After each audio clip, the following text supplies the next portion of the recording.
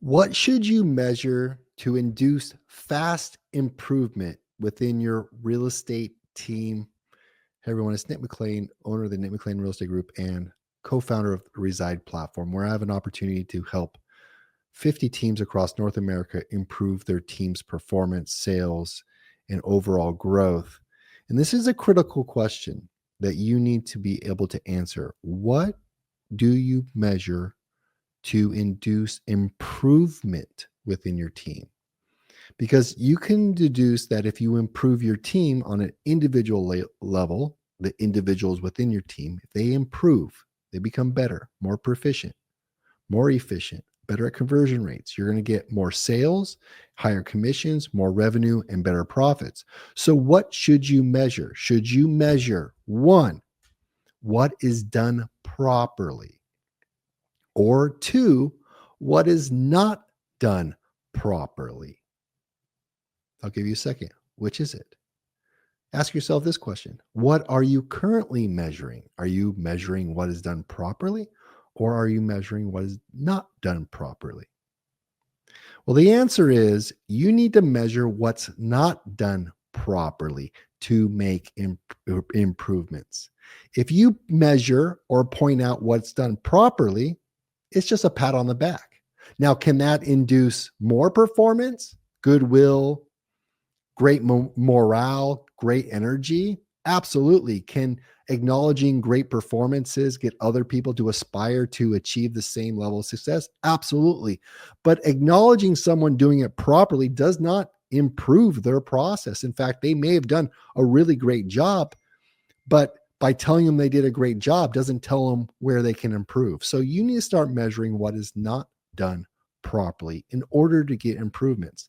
And most real estate teams do this poorly, very, very poorly. In fact, your leaderboard, your units sold, and your sales volume, you're just acknowledging people doing things properly. You're just acknowledging success.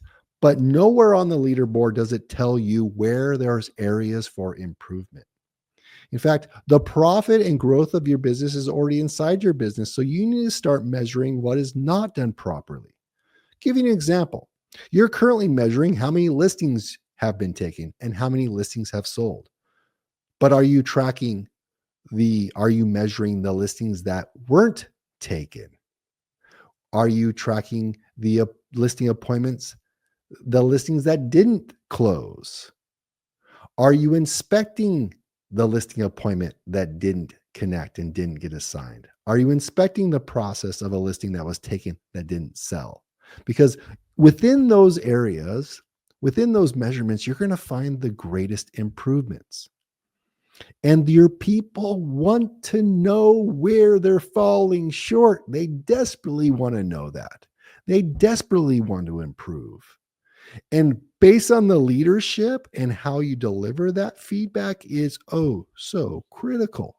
So start measuring what is not being done properly. Bring it to the surface on your weekly meetings.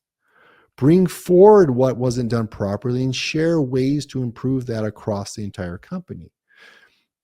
And what is not done properly? There's two areas of things that are not done properly, and you should know the difference. Things that should have been done and were not.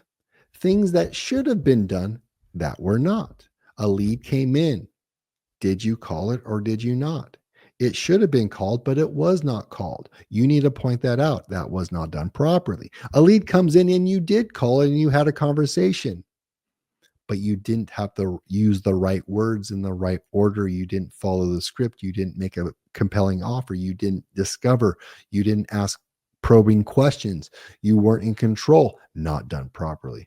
Anything that should be done and wasn't done properly lacks reliability.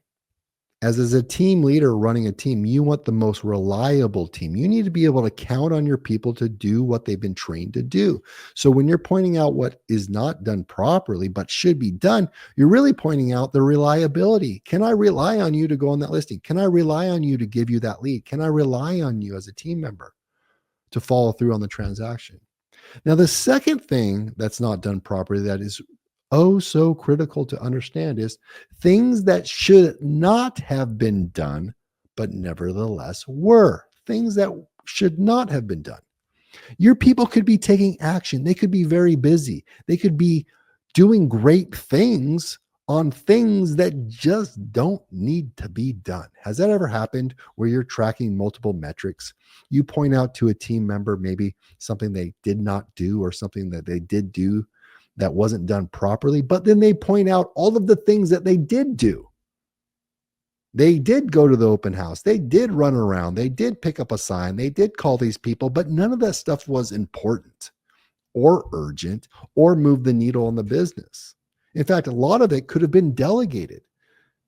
You ever think for a second the reason why they didn't delegate those things is because it gave away their excuse to not do what they know they need to do?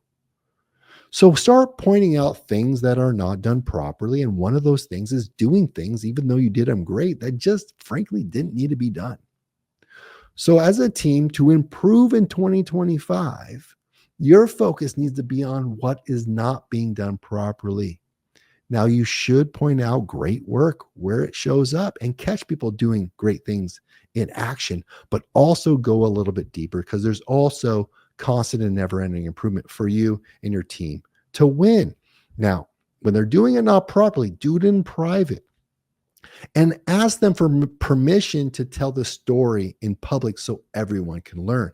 Maybe they would even be willing to stand up in the meeting and tell everyone what they did not properly and what they learned and how they're going to fix it moving forward. We do a good job at team meetings and having people stand up and tell what's working, but what didn't work?